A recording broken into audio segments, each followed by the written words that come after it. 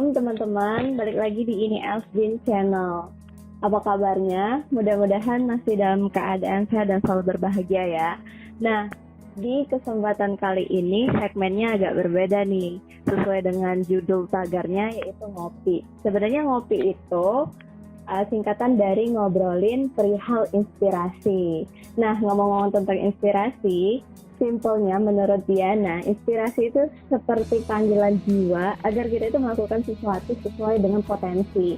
Selain itu, melalui inspirasi itu juga bisa sebagai pematik kita untuk melangkah dan juga sebagai pemicu kita untuk selalu berpikir kreatif. Makanya di segmen ngopi kali ini, Diana itu pasti mengundang narasumber yang memiliki kisah perjalanan dan juga pengalaman yang inspiratif untuk teman-teman contoh gitu. Narasumber kali ini dari Kalimantan. Kita sapa dulu ya di sini. Ada Kak Rizal. Halo Kak. teman-teman pendengarnya Surya Din ya. Apa nama channel tadi? Eldin. Iya Elvin, tapi bisa panggil aku Diana aja Kak. Oke, Diana ya. Gimana Kak kabarnya di tengah pandemi seperti ini? Alhamdulillah sehat. Sehat aja ya Kak ya? Iya, gitu. Dia sendiri gimana nih? Alhamdulillah Kak, tetap dalam keadaan sehat dan selalu bersemangat pastinya. Oh ya Kak, kalau di Kalimantan itu gimana sih Kak kondisinya terkait dengan wabah COVID ini? Di sana PSBB nggak sih Kak? Oh, oke. Sebelumnya mungkin aku mau kenalin dulu tempatku dulu ya, maksudnya spesifiknya di mana gitu ya. Tapi benar sih yang dibilang sama Diana tadi, memang jauhnya ini dia bisa terbilang pelosok ya. Oh ya? Iya, aku sendiri ini tinggalnya di Kecamatan Muara Wahab. Jadi ini di Kalimantan Timur lebih tepatnya ya. Ke jarak ke kotanya sendiri itu memang jauh, kisaran 12 jam ke ibu kotanya. Kan ibu kotanya Samarinda ya. Nggak begitu ngerasain banget yang namanya PSBB itu. Cuman kalau yang ibu kotanya itu ngejalani PSBB. Adanya PSBB di ibu kotanya di Samarinda dan Balikpapan. Kalau di tempat aku sendiri di kecamatan ini mungkin ini kayak jalur lintas gitu ya. Jalur lintas tempat aku ini mungkin lebih kayak lockdown 3-4 bulan. Jadi memang kayak perkampungan itu dia lockdown. Jadi yang memang bukan warga sana itu terus diperiksa dahulu, terus yang memang ketat. Jadi memang susah untuk masuk ke perkampungan itu. Tetap dipasang kayak portal, terus adanya tempat cuci tangan, terus adanya juga kayak mengetahui suhu. Ditembakin itu. Iya, cek suhu itu ya Kak. Berasa kayak kalau macam itu kita berasa kayak diteror gitu. Iya benar banget. Ya, pokoknya selama masa-masa yang memang kita yang dari program pemerintah itu ya, yang 3 bulanan kan, 3 bulan itu kalau tempat aku sendiri itu ngejalin kayak lockdown aja. Cuman kalau untuk PSBB nggak begitu nggak ngerasain karena memang jauh dari ibu kotanya provinsi Kaltim ini. Karena aku sendiri tuh tinggalnya di kecamatan. Gitu ya Kak. Itu sendiri juga jauh dari ibu kota, yaitu kalau ke Samarindanya ya sekitar 9 jam, 9 sampai 12 jam lah. Berarti di pelosok itu malah lebih ketat ya pengamanannya sampai lockdown gitu. Kalau PSBB kan itu masih kayak ada aktivitas, cuman dia dibatasi gitu ya. Iya, aktivitas sebenarnya aktivitas masih, karena juga kerjanya di bagian lapangan ya. Lapangan tetap kerja, tapi untuk akses keluar kayak kita mau mungkin ke pasar, mungkin ke tempat keramaian itu dibatasi. Dari perusahaan sendiri juga adanya kayak peraturan misalkan yang memang nggak penting banget, nggak boleh keluar gitu kan. Belum lagi dari kecamatan aku sendiri itu kemarin sempat jadi zona merah. Zona merahnya iya karena ada beberapa kasus, ada beberapa yang kasusnya itu dia positif. Awalnya sih memang dari 3 orang, terus akhirnya merambat jadi aku nggak tahu sih, nggak begitu update untuk yang sekarang ya. Kayaknya sih udah banyak yang sembuh untuk yang kecamatan gitu. sempat jadi zona merah itu, ya itu semenjak yang ada kasus dari kecamatan sendiri itu ada yang kasus positif, jadi diterapin kayak banyaknya yang beberapa perkampungan itu dibuat lockdown gitu, jadi memang bukan warga sana itu nggak boleh masuk gitu ya? Nggak boleh masuk, kalaupun boleh masuk harus diperiksa dan kayak ya itu ditanya dari mana gitu kan, terus kepentingannya apa gitu. Termasuk ini ya Kak, anak rantau, mahasiswa rantau gitu? Iya betul. Jadi kemarin itu ada mahasiswa yang memang dia pulang kampung gitu kan ya? Iya, ada pulang kampung gitu. Terus ada yang magang di sini kan? Ada magang di sini, dia sempat ya nggak bisa pulang karena nggak bisa pulang ya? Karena memang masa dia magang kan belum selesai. Sedangkan dia lagi magang itu ternyata ada kebijakan nggak boleh yang namanya pulang kampung itu kan. Jadi mau nggak mau ya pulangnya dipindah. Oh gitu. Kayaknya memang ngaruh banget untuk ke semua lapisan. Kayak kita itu nggak boleh cuti dulu selama masa pandemi ini. Tapi dengan ya stay safe lah gitu kan, kayak kita menggunakan masker, terus cuci tangan gitu kan, tetap jaga jarak. Kerja pun juga ya karena kita masih di satu ruang lingkup gitu kan, mungkin kalau ngobrol-ngobrol biasa itu kayak ya biasa aja gitu kan, karena juga kita nggak boleh keluar. Jadi interaksinya dengan orang-orang itu aja gitu ya? Interaksinya dengan orang-orang itu aja, kayak memang dia nggak keluar kemana-mana. Berarti Kak Rizal ini meskipun di perkampungan itu situasinya lockdown, tetap bekerja di office ya, di kantor gitu? Aku di lapangan malah. Oh, di lapangan. Tapi di lapangannya ya masih sekitaran di situ aja gitu, nggak yang memang keluar gitu, enggak. Berarti penerapan work from home itu nggak ada kalau dari perusahaannya Kak? Nggak ada, soalnya karena aku bagian lapangan ya, lapangan, terus juga perusahaan yang aku kerja sekarang itu kita kecimpungnya ke industri maksudnya industri ya memang dia ke produksi. Sedangkan kalau kita work from home kan otomatis kan kita penghasilannya itu nggak dapet gitu kan, karena kan dari kerja lapangan itu, terus ya namanya produksi kan kita tiap hari ya. Oh iya benar. Kalau kita cuma kerja di rumah, karena kerjaannya nggak cuma sekadar data aja, tapi memang sebuah benda lagi, sebuah barang barang sih. Kak Rizal ini pekerjaannya di bidang perkebunan kelapa sawit ya nggak sih Kak? Ya biar jelas ya. Aku sekarang berkecimpung di pekerjaannya di perkebunan kelapa sawit. Itu tadi yang aku bilang kan. Tapi kan kita memang harus terjun ke lapangan kan, karena yang kita tujuan utamanya kan itu buah ya. Dan harus diproduksi. Jadi makanya aku bilang tadi kita nggak bisa namanya work from home itu. Ya karena harus dicek benar-benar ke kebunnya ya nggak sih? Iya betul. Jadi kita memang harus terjun ke lapangan kan. Masa iya nanti pasang kamera CCTV di kebun gitu, terus di zoom itu udah matang gitu, terus ngambilnya pakai apa? Ya terus yang pakai apa gitu kan? Iya. Tapi ya karena penerapan lockdown tadi kan pasti tetap aman aja ya. Soalnya yang selalu beraktivitas di sana kan emang orang-orang sana, nggak ada orang dari luar, jadi tetap menerapkan protokol kesehatan COVID juga, masker, cuci tangan dan segala macamnya itu kan. Bahkan perusahaan tempat aku kerja pun menyediakan masker gratis gitu kan, walaupun memang maskernya itu masker kain, karena kan kita tahu sendiri yang masker memang masker untuk apa? Medis ya. Iya, yang agak susah ya, yang pertama susah, terus juga kita mikirin buat yang lebih penting itu sebenarnya di medis kan. Benar. Jadi kita ini betul kayak kata orang itu, kita itu sebenarnya cukup jaga jarak, cuci tangan sama pakai masker aja kan, yang kita yang sehat ini maksudnya. Benar. Jadi memang nggak cuma pemerintah aja yang kayak nerapin kita jangan kemana-mana atau apa gitu, perusahaan juga menerapin itu juga karena juga menyayangi semua karyawannya lah. Benar banget itu ya. Oke Kak, berarti pekerjaan Kakak sekarang itu benar-benar satu jalur dengan jurusannya dulu atau enggak?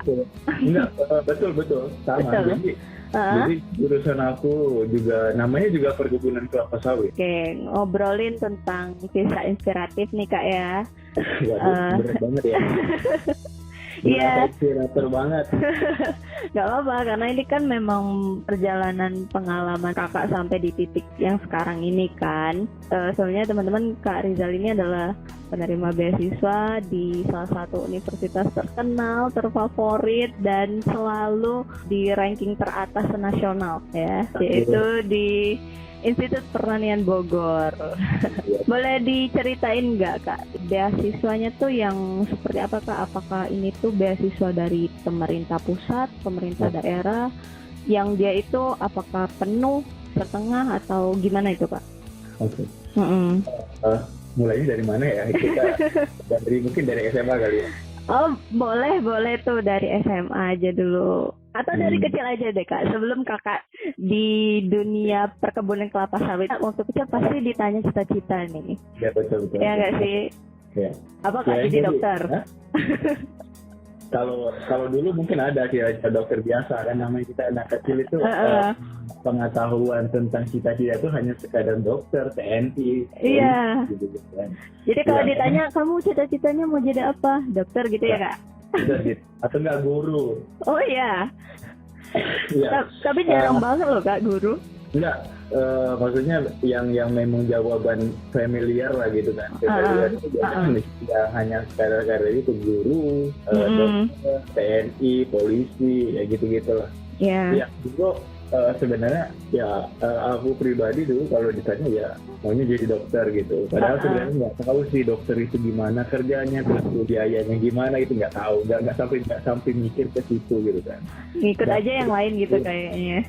Dan aku pribadi, tempat aku sendiri tinggal itu, aku nggak tinggal di perkebunan, tapi dekat perkebunan. Memang aku nggak ada basic namanya perkebunan. Jadi memang nggak ngerti sama sekali apa sih itu perkebunan, apa aja sih yang di dalamnya, terus kerjaan di perkebunan itu apa aja, aku nggak tahu. Sampai SMA pun aku juga nggak tahu. Dan memang nggak ada cita-cita yang namanya pengen kerja di perkebunan ini gitu kan. Terus tibanya di SMA, nggak tahu ya, entah mungkin aku aja yang ngerasa atau gimana. Aku punya tujuan jelas banget gitu, mau kuliah jurusan apa, terus kayaknya galau banget. Ngerasain gitu nggak? Iya sih sempat, tapi kan biasanya kalau aku pribadi sih masih kayak terarah oleh orang tua gitu. Karena orang tua aku ranahnya kesehatan nih, jadi waktu itu diarahin ngambilnya ke bidang kesehatan semua aja gitu.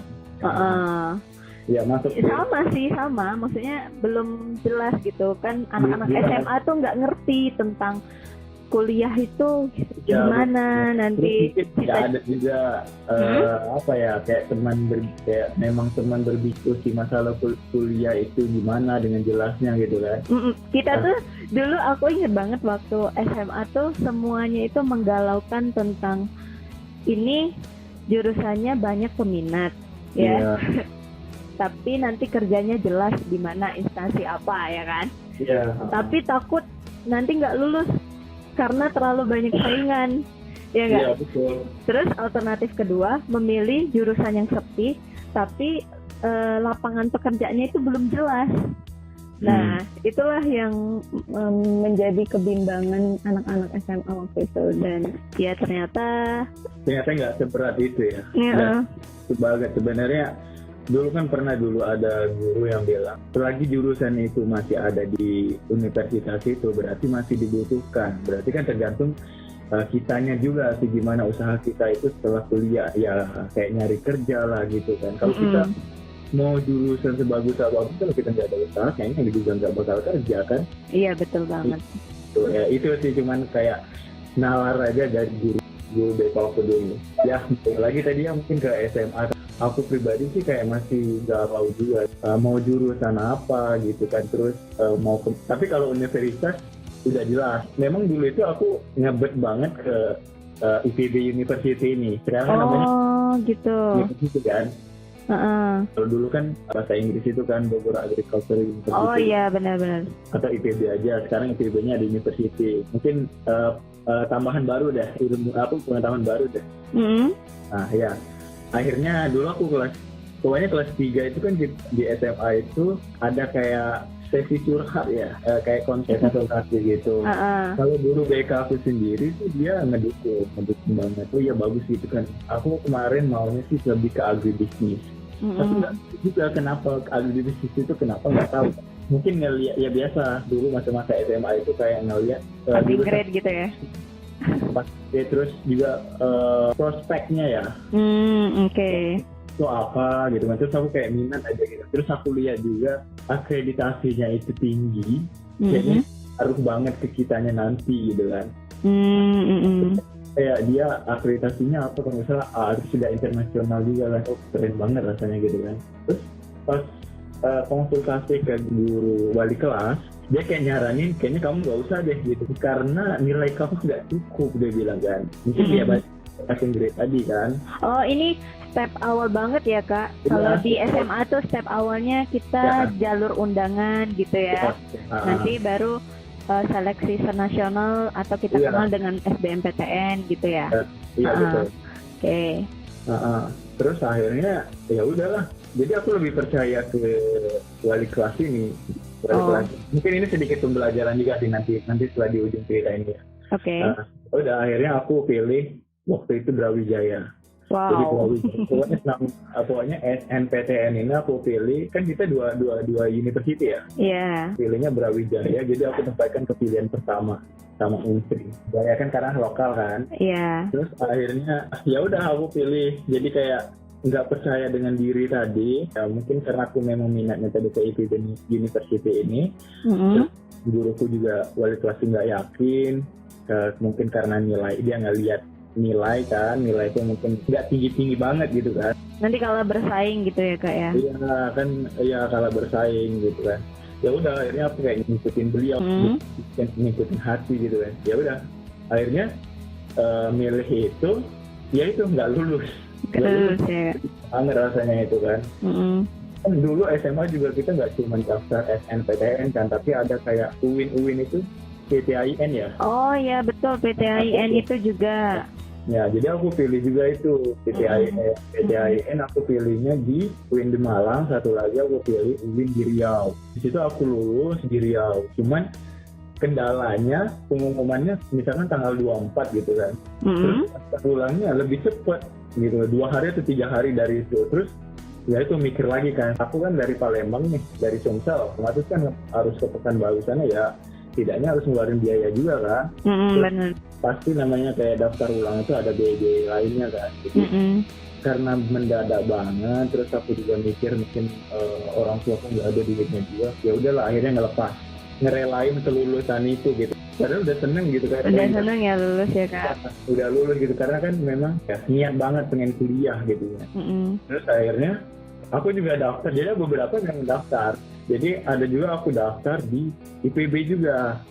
Jadi aku daftar di IPB. Itu jalur apa Kak? Jalur USMI. Jadi dia ujian seleksi masuk IPB. Ini masuk ke D3-nya ya, diploma. Sekarang namanya vokasi. Oh ya. Jadi IPB itu dia ada diplomanya. USMI itu kayak ini ya Kak, seleksi mandiri gitu nggak sih? Sama kayak SNPTN, jadi kita cuma ngajuin nilai rapor sama prestasi-prestasi kita. Oh sama gitu. Persis kayak SNPTN, cuman datanya dia dikirim offline gitu kan, nggak online. Jadi kita ngirim berkas ke sana. Via pos gitu ya Kak? Ya betul. Ya, aku daftar juga itu kan, itu kayaknya 3 pilihan deh. Terus aku lulus jurusan agribisnis waktu itu. Kendalanya balik lagi ke finansial. Motivasi pengen kuliah, aku harus kuliah gitu karena mikirnya gini kayak gengsi karena mungkin sekolah dulu kan bagus gitu kalau menurutku favorit lah gitu kan. Terus saya akunya nggak kuliah gitu kayak ada perasaan gengsi aja gitu terus. Maksudnya kalau ngelihat dari track record SMA-nya gitu ya Kak ya, bagus, unggulan gitu ya. Kalau nggak kuliah tuh rasanya gengsi banget gitu ya Kak ya. Iya terus. Tapi di balik gengsi itu alasan pertamanya karena memang aku pengen kuliah kan, pengen ngerubah sesuatu yang berbeda dari keluarga gitu kan. Iya, pasti semua orang pasti seperti itu Kak. Iya. Alasan lainnya yaitu tadi ada perasaan kayak gengsi sepi juga. Jadi tetap ngebet banget pengen kuliah, gimana pun pokoknya harus kuliah gitu mas. Ya udah. Akhirnya tadi yang balik lagi ke yang IPB tadi, karena balik lagi ke finansial, akhirnya ya udahlah dilepasnya lagi dengan ya perasaan sedih gitu kan. Ya padahal udah gitu ya. Udah 2 kali ya kak ya lulus. 2 kali lepas balik lagi karena belum lagi yang dari SNPTN nggak lulus itu rasanya nyesek banget gitu kan. Nah terus nggak lulus lagi yang PTIN tadi, bukan nggak lulus tapi nggak diambil terus kan. Akhirnya aku dapat informasi, sebenarnya aku nggak awalnya tadi nggak kayak ayo udahlah yang ini yang terakhir ini nggak usah lah, tadinya kayak cadangan aja, pengennya ikut SBM juga kan. Aku nggak les kan, nggak ikut les dan cuman aku beli buku untuk persiapan gitu ya. Persiapan cuman beli bukunya aja, jadi belajar mandiri gitu kan. Di lain juga aku daftar, jadi ada temanku dulu cewek kan, dia dapat informasi brosurnya, jadi ada beasiswa dari salah satu perusahaan terbesar juga gitu ya. Ya dari perusahaan sawit lah. Jadi dia dapat informasi ya brosur gitu kalau perusahaan ini bekerja sama dengan IPB University gitu kan. Berkecimpung di perkebunan kelapa sawit. Terus persyaratannya itu kan SMA, terus nggak masuk kriteria teman aku ini karena dia yang diterima itu hanya pria. Jadi cewek nggak diterima gitu. Nggak bisa daftar kan. Akhirnya dia kasihkan ke aku. Sebelumnya dikasihkan ke temennya ini IPS. Oh gitu, terus? Jadi yang IPS ini kasihkan ke aku kan, karena aku sendiri jurusannya IPA gitu kan. Ya udah, dari situ baca di situ kan dia ada pilihan. Sebenarnya pilihannya itu dia ada di IPER, terus IPB University, sama satu lagi itu IPSB. Jadi dia kerjasamanya itu sama 3 perguruan tinggi itu kan. Karena ngelihat IPB University gitu kan dengan logonya yang bulat itu. Terus ya udah, karena memang dari awalnya itu udah ngebet, akhirnya aku daftar gitu kan. Daftarnya jadi kita di Sumatera Selatan itu ada cabangnya kan. Kita akhirnya daftar di situ kan, mengikuti tahap-tahapannya itu ada 3 tahap. Jadi tahap pertama itu administrasi sama kayaknya administrasi nggak ngaruh banget deh. Nggak ngaruh ya? Nggak ngaruh banget dia, cuman yang ngaruh banget itu ke wawancara, tes tertulis, sama tes kesehatan. Jadi ya gitulah pokoknya ngadepin 3 tahapan itu kan. Dan itu pokoknya pengumumannya pas kita mau tes SBM tanggal 17 Juni.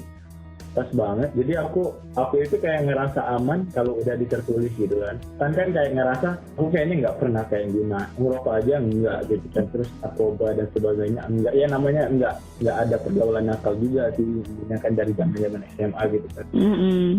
Akhirnya ya itu wawancara terus tertulis.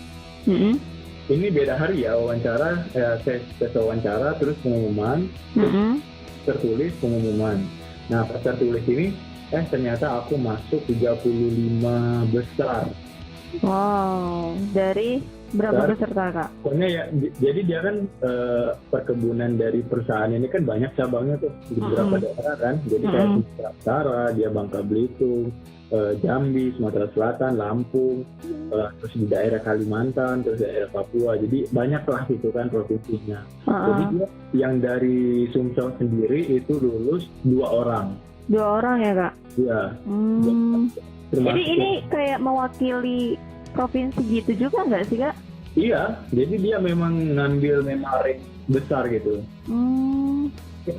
Kayak di Sumsel aja itu kan kemarin setauku ada 2 kantor perwakilan. Jadi aku ini daftarnya di salah satu perwakilan tadi di antara kalau nggak salah itu di Lubulingga atau di Lahat ya. Aku kan daftarnya di Pangkalan Balai. Gitu. Nah, era tempat aku daftar itu namanya Pangkalan Balai gitu kan. Itu kemarin yang daftar ada mungkin 77 orang. Wow, luar biasa. Itu 77 orang baru di tempatku aja, belum yang di Lahat, yang di Lubulingga tadi nggak tahu waktu itu berapa. Wow. Jadi masuk aja 100 lebih ya kak? 100-an lebih lah, tapi aku masuk berarti 2 besarnya kan. Nah, masuk situ ya akhirnya yang dari tes tertulis itu kan ada 35 orang. Tapi aku nggak tahu sih itu. Aku itu kalau di daftarnya itu di nomor berapa ya waktu itu ya. Tapi kayaknya itu bukan berdasarkan besarnya kecilnya nilai kayaknya, tapi berdasarkan provinsi. Oh ya. Berdasarkan provinsi yang diambil. Kayaknya kemarin di daerah Kalimantan nggak ada. Entah memang nggak ada yang daftar ke ITB University-nya atau memang nggak lulus ya gitu. Ya, balik lagi yang tertulis tadi ya, ya lulus, ya udah akhirnya karena pengumuman tadi itu satu mau SBM gitu kan. Ya, pas sudah lulus ngerasa ya udahlah akhirnya nggak usah ngikut SBM gitu kan, ikut aja yang ini yang udah pasti aja gitu kan, terus memang udah beasiswa juga kan, terus kayaknya nggak perlu banyak pengeluaran gitu kan, terus ngomong diskusi juga sama orang tua kan, karena perlu juga kan yang hal-hal begini kan. Udah akhirnya diskusi sama orang tua, ya udah ambil aja itu, dan mereka pun juga senang karena mungkin sedikit terbantu kalau aku kuliah dengan jalur beasiswa ini kan. Karena jalur beasiswanya ini sendiri full. Full ya Kak? Jadi kayak masalah buku, semester, terus biaya bulanan, jadi ada uang saku juga. Wow. Jadi kami itu memang dibuatkan ATM, buku rekening gitu kan. Tiap bulan itu kami selalu dapat uang saku ini. Kalau masalah pendidikannya yang di kampusnya kayak buku, kayak modul-modul itu kan, terus semester gitu kan, itu udah ditanggung semua. Aku kan di diploma ya, di tiga. Jadi istilahnya kayak PKL sama magang gitu. Nah, tahu lah ya kalau kita PKL sama magang pasti kita perlu modal sendiri kan, apalagi jauh gitu kan. Iya. Nah, tapi ini dibiayain. Jadi memang full banget gitu. Jadi memang disekolahkan banget, terus kita juga per bulannya juga dikasih sama perusahaan ini gitu. Wow. Ya, merasa beruntung sih, beruntung gitu. Ya karena ya yang pertama kan aku memang udah ngebet banget sama ITB University ini kan, terus sempat gagal kan, sempat lulus tapi pengen kesini, cuman karena mungkin wali kelasku tadi yang bilang katanya nilaimu nggak cukup, akhirnya aku ngelepasin gitu kan. Terus aku daftar yang jalur kayak SNPTN tadi, yang USMI tadi aku bilang, cuman lulus tapi balik lagi ke finansial kan, terus akhirnya lepasin gitu kan. Ya sekarang udah dapet, ya bisa masuk ke sini gitu kan. Tapi kan nggak sesimpel itu ya Kak, untuk jalur terakhir ini kan harus melewati 3 tahapan itu kan. Harus persiapan belajar untuk tes tertulis, terus persiapan interviewnya yang harus benar-benar bisa meyakinkan gitu kan. Meyakinkan mereka gitu. Jadi memang bukan yang kalau SNPTN mungkin ini aku nggak ngerendahin atau apa. Itu cuma modal kayak nilai gitu kan. Iya betul. Dan kalau ini ya itu pelajarannya kayaknya aku itu kalau mendapatkan sesuatu memang harus usaha dulu kan. Nggak bisa yang mungkin instan itu kayak kecil banget peluangnya gitu. Mungkin kalau menurut Tuhan tuh, wah kamu tuh bisa dapat yang lebih gitu dengan cara yang lebih lagi, ya enggak? Ini juga kayak balasan dari rasa sedih nggak lulus tadi, terus nggak bisa ngambil tadi, kayaknya mungkin sih kayak hikmah itu memang sebenarnya di ending gitu ya. Nggak bisa kita sadari gitu. Memang kadang memang di belakang gitu. Tapi waktu itu perasaannya udah kayak hopeless banget atau gimana tuh Kak? Sempat ya? Iya sempat hopeless, cuman tadi balik lagi yang memang ada rasa pengen kuliah banget gitu, pengen kayak ngerubah sesuatu yang ada di keluarga aku gitu kan. Pokoknya ya kuliah gitu kan. Ya nggak cuma sebatas aku tamat SMA aja gitu. Pokoknya gimana caranya, pokoknya aku harus kuliah gitu kan. Jadi sebenarnya niat keinginan yang kuat itu tuh seperti didengar oleh Tuhan, terus ditunjukkan jalannya gitu ya. Iya. Wah, luar biasa, keren banget ini teman-teman, kisah inspiratif dari Kak Rizal. Jadi sebenarnya kalau kita pengen banget menggapai sesuatu itu pasti ada jalannya, karena kan ada pepatah banyak jalan menuju Roma ya. Yang penting kita niat sih, yang penting niat, usaha, ya doa juga jangan lupa, karena kalau kita cuma usaha aja tapi nggak mengandalkan Allah gitu kan, kayaknya nggak bisa akan ya. terjadi nggak usaha itu kan. Nanti jatuhnya sombong gitu ya. Iya, jadi seolah sesuatu itu tanpa bantuan Allah gitu kan. Padahal sebenarnya sesuatu itu selagi kita dekat sama Allah gitu kan pasti dibantu. Terus nih Kak, beasiswa udah dapet kan? Nah, terus pergilah nih ke Bogor. Nah, Mulai